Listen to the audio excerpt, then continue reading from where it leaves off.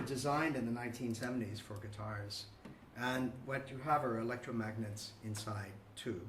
And it creates the effect of bowing the string. So to have both plucked and bowed string possibility without a bow, right, is quite amazing. So this has been used in the guitar world quite a bit. But it's not so much the novelty as it is the sonic possibility that is so amazing and so rich. I'm working with overtones. But it's a combination of this switch, as you see here. And there's a blue light that allows me to see where on the string it is, and to see which string. As you know, a pitch will have either 3 strings or 2 strings, and even down here 1 string only. It doesn't work really too much in my explorations so much down here, nor really up here. So this is its sweet spot, this area right here, and it's only 1 string at a time. So you would have to choose 1 out of the 3 to use. Why does it work well for the lower strings? Well, it has to do with the thickness of the string, and I think it probably doesn't have enough energy. Oh, it's meant for guitar, right? Like more for... Yeah, and this is probably on the thick side, and also it doesn't have the support.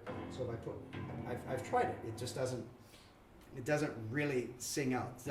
So maybe I'll eventually find a way that I can make it work, make it sing. But this is definitely the sweet spot right here.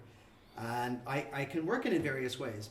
Importantly, it's the pedal, the damper pedal. So by inflecting the damper pedal, which has hundreds of possible levels, right? It's not just up and down. I can actually alter the sound. I can manipulate the sound, sculpt the sound. By flipping this switch here, I can switch the harmonic an octave.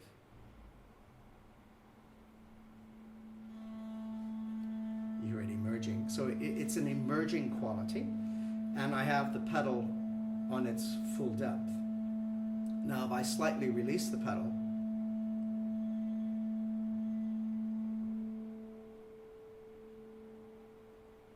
that change is due to what I'm doing with my foot. So I'm controlling that with my foot. Otherwise, if my foot is all the way down, it would continue indefinitely like that. Wow. It's a complete sustain, like an infinite bow. Now, if I flip the switch, do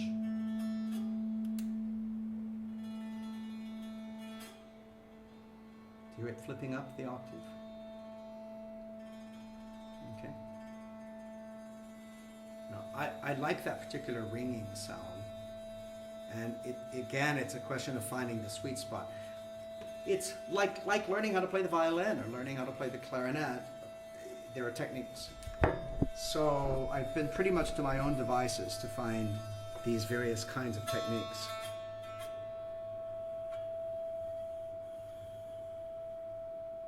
Oh, I'll flip it.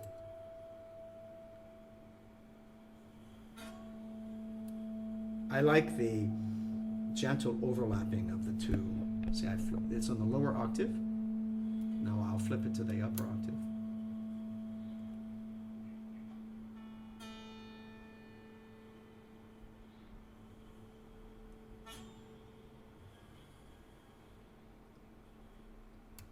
Back to the lower octave.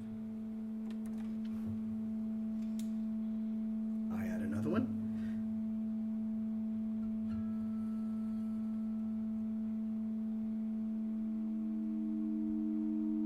There's a nice tritone.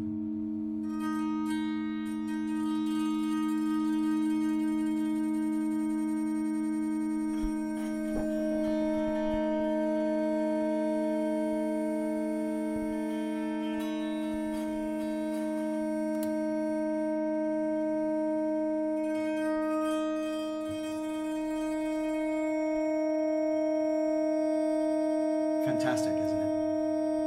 What is the reason for the clankering sound? Like the Vibration of the device on the other strings. the other strings. It's sitting on top of other strings. So if I manipulate it, and it's intentional, for me it's like vibrato. So I can... The clankering, like See,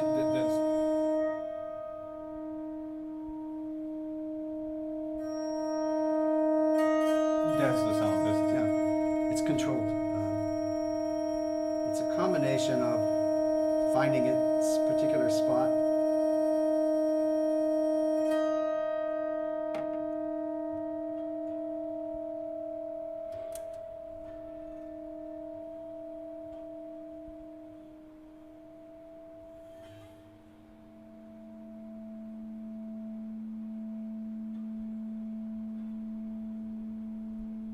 What I love about this is that, there you go, it's acoustical music.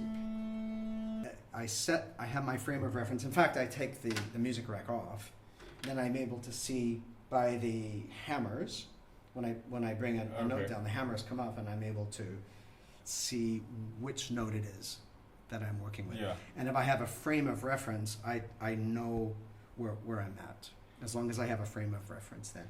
But Yeah. if you are really pitch specific, yes, it is possible to put here little information on each of the dampers, the note. Yeah, but I'm talking about, like, you know, do you label parts of the where's the half of the string? Like, is there a difference in sound? Like, Yeah, there is. in the Oh, I see. Yeah. in the half the string, or No more than a violinist knows where half. You know, if I'm on A string and I want to play the A octave, I have to go up and divide the octave in half. So these become instinctive. You learn it like you learn an instrument. So you have an instinct for it. okay. It's not paint by numbers, then. But Okay. that's actually after many months of working it. Now the tricky thing, and it is a tricky thing, is that it varies from piano to piano what you're able to do. So Okay. I've tried it out on some grand pianos and it's splendid, and I've tried it out on other grand pianos and it's less than splendid. Just because the piano may be really good here on the keys doesn't mean everything is really, Okay. the possibilities are here. Yeah. Right? So yeah. it's a bit of a different expectation. How much would this device cost, approximately? In Singapore dollars, about 180 180. per. I'm wondering what is the. Oh, it's because for the guitarists they don't bow it. This okay. Yeah, Like, so I'm a wondering what's guitarist can have that effect of a bowed sound without actually needing a bow. I put the blue light facing me so I can see where I'm exactly, which string I'm doing, but if you Okay. can see there in the camera, I can more specifically choose. It's like a laser light. You can work on two strings without changing, without having to, Mhm. you know, shift it around. Well, also I decided I have two hands, right? So one for each hand would be my aim. Okay. right? Okay. So- Because that gives you all the overtones on that string and all the overtones on that string.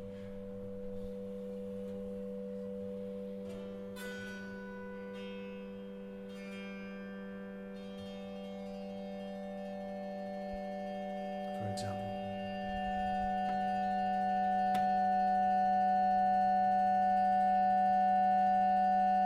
Now, eventually, I think in time, I may have a whole set of Ebows and set the whole piano alive, right, with multiple Ebows. I feel the learning curve is such that I want to. It's like doing a two-part invention by Bach. You want to do a two-part invention before you go into a four-voice fugue, probably, right? It's just the counterpoint is just too much. So, I am still in a stage of exploration to learn the possibilities of two, and when I'm ready, see these changes, and I can also make a little.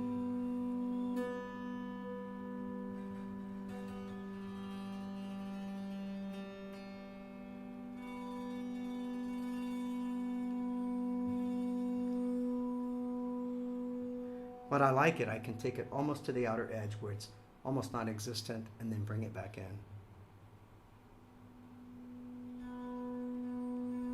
This is all footwork. The pedal.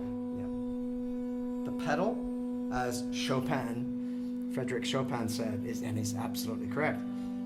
The damper pedal is the soul of the piano.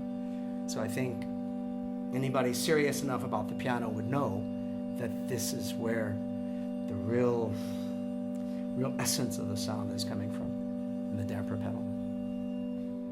And of course, the damper pedal is what controls these things you see right here. And the damper is a wedge, so it can partially damp the string, it can completely damp the string, but there is an infinitude of possibilities in between complete damping and no damping. There is infinity in that. There's infinity in this. And that's what we're interested in, is infinity in a finite world that we seem to be trapped in, but maybe we're not trapped in it at all. It's just a perception. So this is where art gives us this more than extraordinary possibility of creating a portal between the perceived finite and the infinite. But it's not the same if the mind is not connected in it then. So very, very important for the performer to have a complete connection of their mind and their thought with the sound.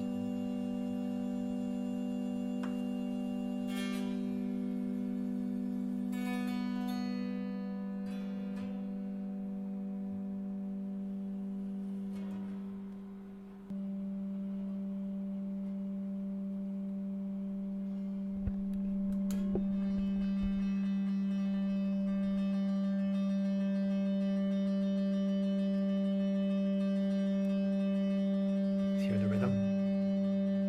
Hear those overtones coming out? Astounding, isn't it?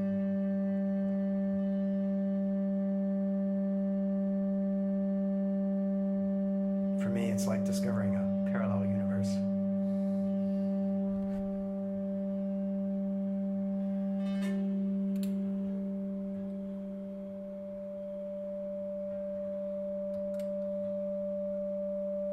Then combining that with, let's say, Is there a need for you to, because you had to click, what's the reason for clicking? oh, that allows a shift in the overtone to an octave higher.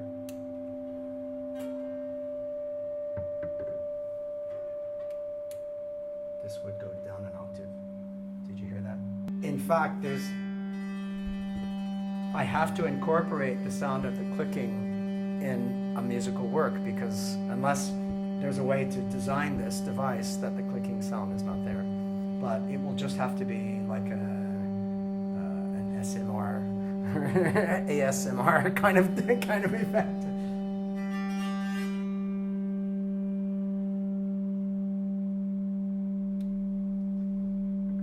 And I love this feeling, almost sliding, like sliders.